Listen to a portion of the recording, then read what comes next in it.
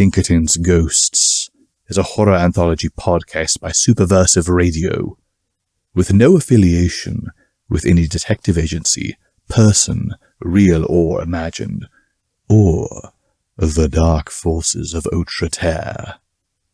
It is not intended for children.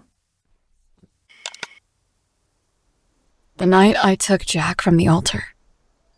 How do I describe it? I was given a vision of the spiritual warfare.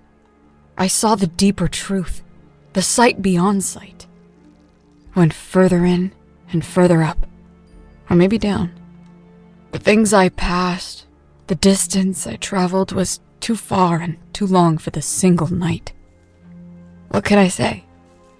I held Jack until I felt something for him. Can I describe that? Not one bit. My mind went through a set of switches. I could feel chemicals creep up and down my brain. I had loved him in the womb. I loved him in my arms. He was taken from me so we could prepare the sacrifice. I loved him, but I would sacrifice him for Jeremiah Pike.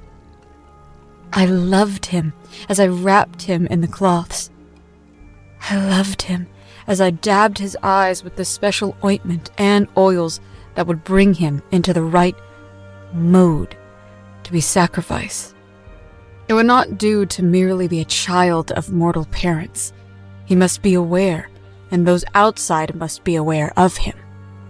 There is a veil that separates mankind from what the Paranormal Pinkertons call the Outre-Terre.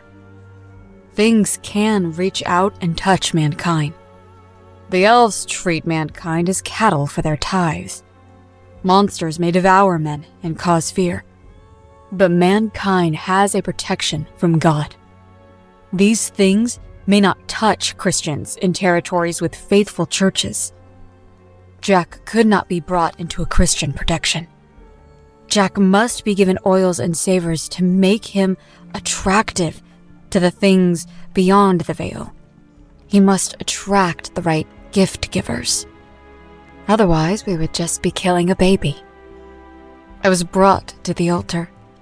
My mother, thin spider she was, held my shoulders as I walked down the aisle. Then, she let me go. I walked of my own volition to the table before the altar, where I perfected the spells and potions. I could not look behind me. Jeremiah and his officers were behind my mother.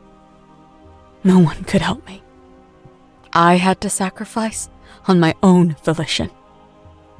There were other visitors, shadows that loomed higher than the ceiling, yet contained by it. Red eyes peeked from around corners.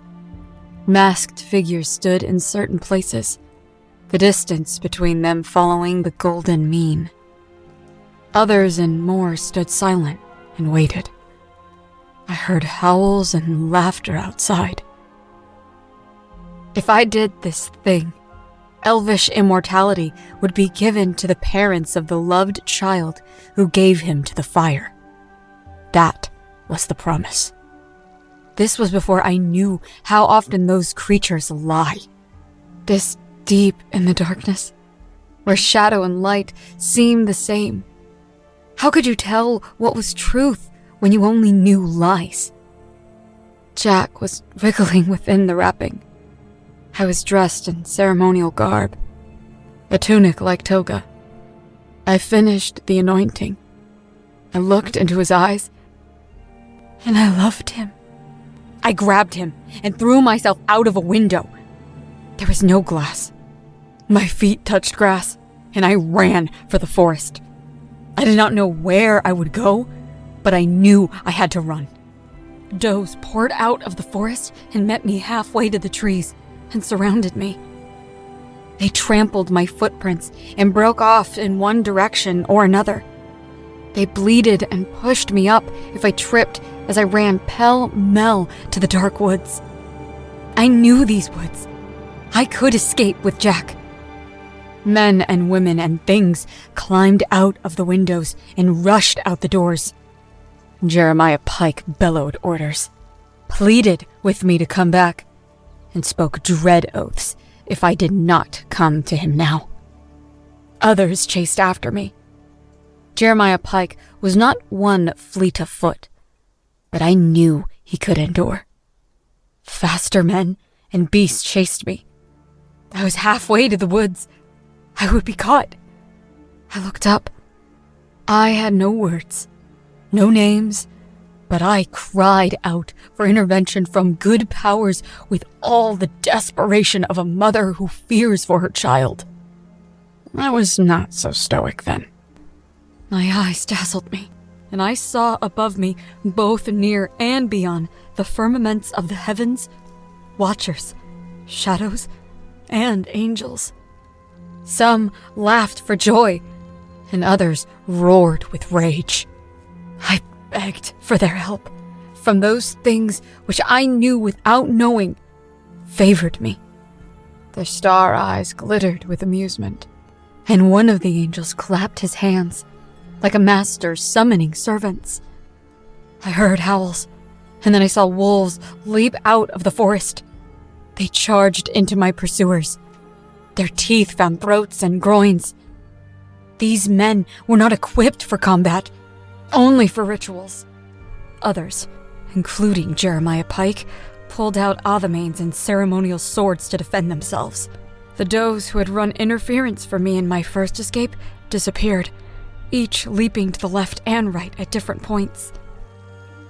It was not too long before I found myself in a part of the forest I could not recognize. The trees reached up to miles, branches as wide as highways reaching so far into the distance. I could still see the beings above me. There were flashes and movements that gathered up stars and threw them.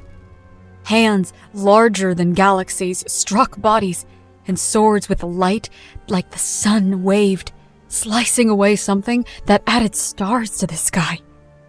Something wearing a crown of deer antlers came near and struck one of the angels.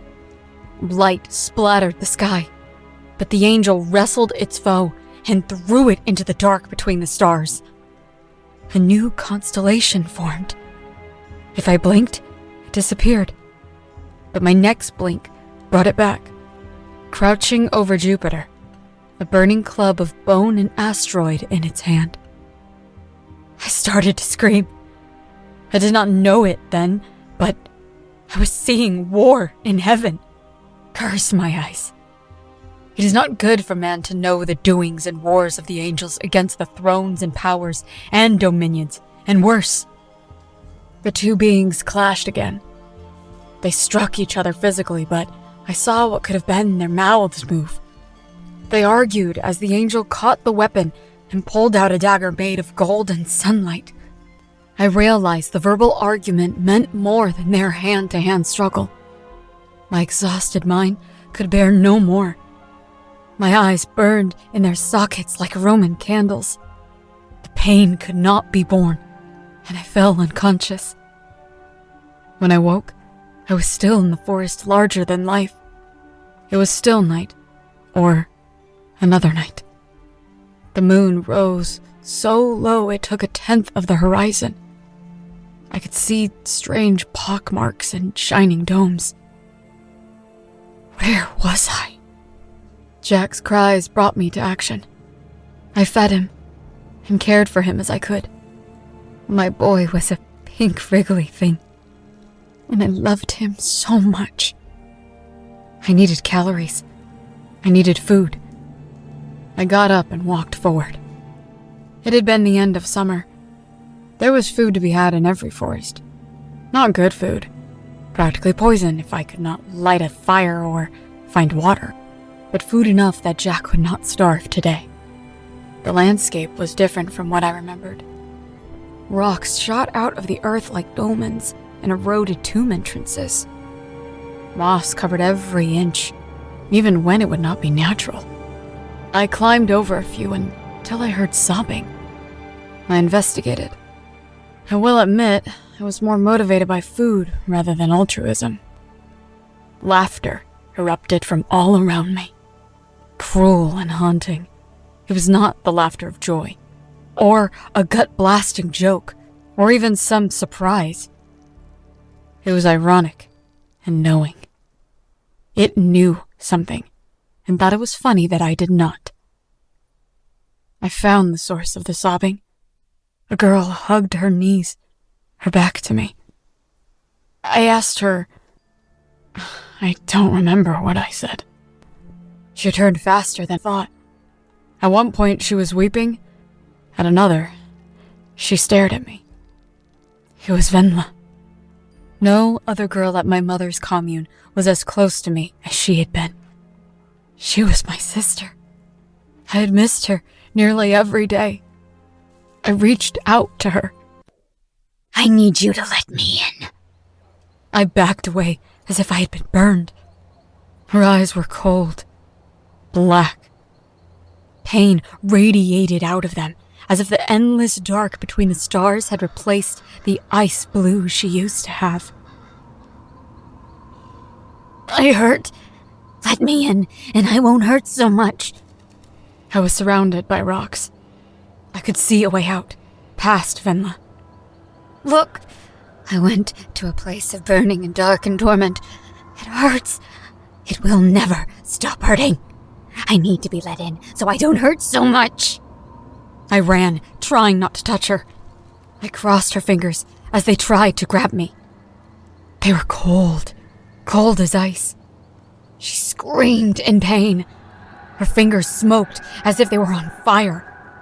I ran out of the rock trap and into the open forest. The laughter came and went again. The thing that laughed knew something. I was too scared to think about it. Venla followed me. She glowed, so I never lost track of her. Some piece of my mind was always aware of her. I was aware of her when she came near. I was aware of every word she said. She begged me to let her in. All I would have to do is say, "Come in," and she would come into me. It was all she needed. Just a pause in the torment. Just a drop of water on the tongue. But my soul told me, with the voice of that noir detective, "She's lying, princess. She doesn't know who or what she is. She ain't your old friend. People don't come back like that. It's all lies. You know that. Stick to the truth." I was guided by the rocks and the strange trees hundreds of feet wide. Venla, or the thing that pretended to be Venla, followed me, whining and begging. Friends, let friends in. Please, I just need a moment to feel normal again. Didn't I love you? Keep the men from you. She meant all men, except Pike.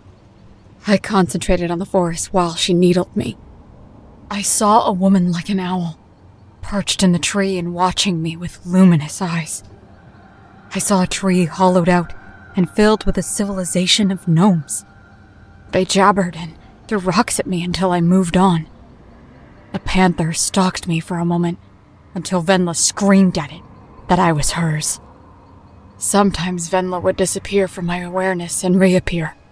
Sometimes she had apples or other fruits and food. Other times she would ignore me, or, if I passed by her on her knees, begging me to stop her pain. The shadows changed. The rocks got smaller. The trees became more realistic. They became less massive, less outrageously big. Instead of miniature world trees as far as the eye could see, it was like oaks could grow as large as redwoods. Venla showed up with the whole picnic. Sandwiches and lemonade and fruits. A salad larger than my head, and cake for dessert. I stopped in front of her. I was starving.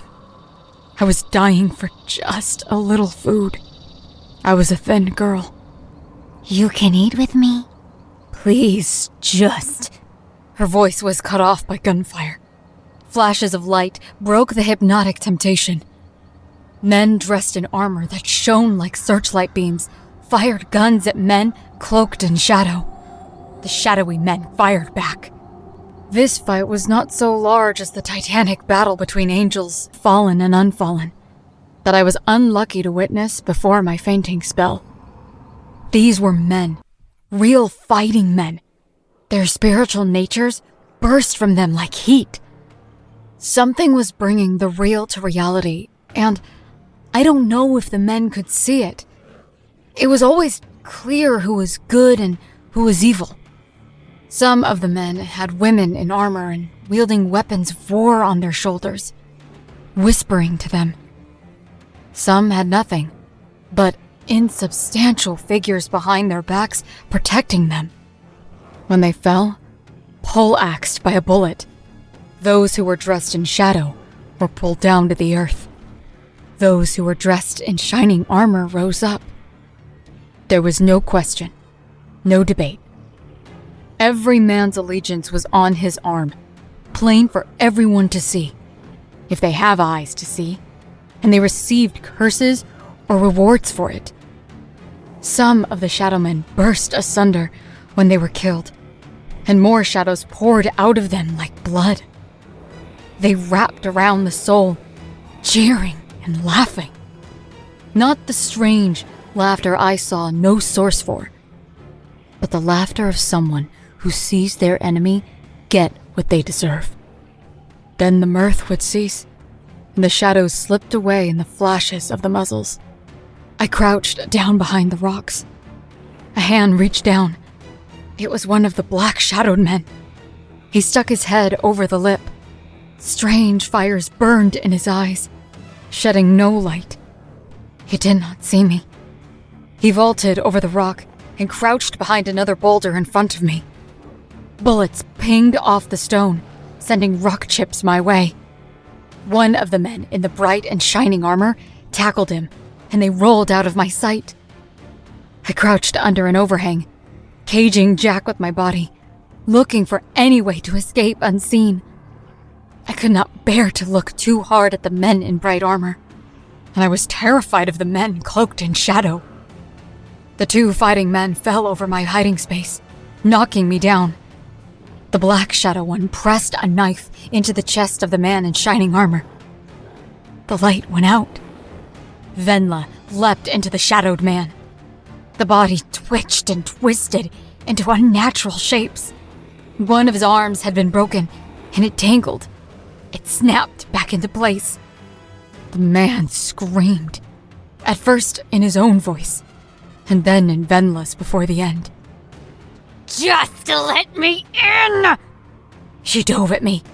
I slipped away from her hands and ran into the battlefield. I felt bullets pass near me, their trails of air cutting through the toga I wore. The bangs and pops got louder. Come back! Come back! She moaned. She dodged and rolled through the increasing bullet fire. Several shots at the body she had taken over. She did not react. She did not even gasp in pain. I ran deeper in. I was between the warriors of shadow and light. They killed each other and never noticed me. They did notice Venla's puppet. I felt the explosion more than I heard it. Venla wailed. It peered out into strange notes I have never heard before or after. It was the suffering of something that deserved it. Knew it deserved it, but suffered anyway. It was a wail of despair and hate. I ran until I had to breathe. When I caught my breath, I started walking. I could not rest. There was a battlefield behind me. There was a battlefield above me. The only reason there was not a battlefield below me was because it was already the domain of hell. I did not know where I was walking.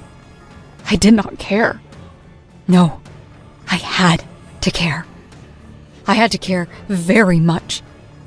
So I sat down on a rock to think how hard it was to pierce the pain of hunger. How hard to bring myself down from what I saw to mundane things like a location on the earth we know. The trees were becoming more reasonably sized.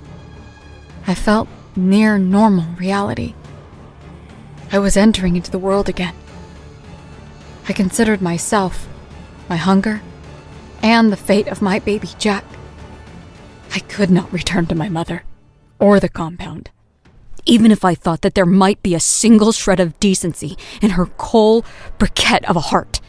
I knew she'd give me back to Pike as soon as she could. Pike? I could laugh if he did not make me want to weep. That left my father and my grandfather. Orion had been exiled from the compound when I was so much younger. This was while my mother became what she was and banned all men from the compound. He had told me stories about his father, Tom Morrow. He told me that he was going down to the Ozarks, where his father lived. He did not know whether Tom would forgive him, but he would try. He had no choice but to leave, but he told me he was seeking something. It was hard to remember. The Ozarks lay far beyond the Rocky Mountains, beyond the deserts, beyond the endless wheat fields of Iowa and Kansas. It was hope. It felt right. I could see I was being led to this conclusion. I could think of nothing else. Did I want to die? Or worse, Jack to die in a forest wasteland? No. No matter the cost, I would fight. I oriented myself. My mother made sure I could tell my directions from the sun and moon. She was terrified of me being lost. But she was gone too much to protect me herself. I had to learn the lore of the woods. I knew what I could eat and could not eat. I could do it. I would do it. The gunfire beyond the trees slowed down, then stopped. I waited for the sun. A being of energy crawled over the nearby rock, one hand at a time. It had no face, no features.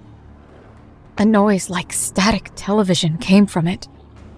It tried to talk to me. It stared at me. It held out its hands, begging. The sun wiped it away like fog. Laughter rolled above my head one last time, fading away with the rising birdsong. What was that thing? Those angels I saw fighting above me? Was it the last gasps of the spirit of my friend, sister, Venla? Or was it something masquerading as her? I knew what it meant when a soul sank down below ground. I would have time to think on the march. I walked back to the battlefield to scavenge what I could. Some of the bodies were still there, but none had weapons. Not so much as a knife. I found no money and no clothes I could use. I pawed the corpses, which looked more like parodies of men than men. I found some canteens and some food bars. By now, whatever my eyes had gone through was over. These corpses all wore the same uniform. None looked like they had died without regrets. Those who died with their eyes open were haunted by strange fires and sins. Those who died with their eyes closed seemed luckier. The men were left where they were. I found none of the shining armor types lying dead in the field. Their friends must have taken their bodies. I gathered what I could and headed southeast. I would have to walk a very long way, but I would do it. The same God that unlocked the love in my heart for Jack would set my feet to the Ozarks. I would find my father, Orion Morrow. I would find my grandfather, Tom Morrow. I would protect Jack against all comers. I swore in my heart, and I have kept that oath. My yes meant yes. My no meant no. Until the day I die, I will never stray from it. Morrow out. Pinkerton's Ghosts is a podcast distributed by Superversive Radio, licensed under an attribution non-commercial, share-alike international license. This episode was written by Ben Wheeler and performed by Celina Saucedo. Ben Wheeler edits, directs, produces, and herds cats. Kid Dickerson performs our audio editing. Visit us on Facebook, read articles on superversivesf.com, or listen to us on Unauthorized, Acast, iTunes, or Spotify. Contact us through Twitter at @PinkertonsGhosts, email us at pinkertonsghosts@gmail.com, or send us noble messenger possums with messages strapped to their backs. Don't worry, they know how to find us. Thank you for listening, and good luck.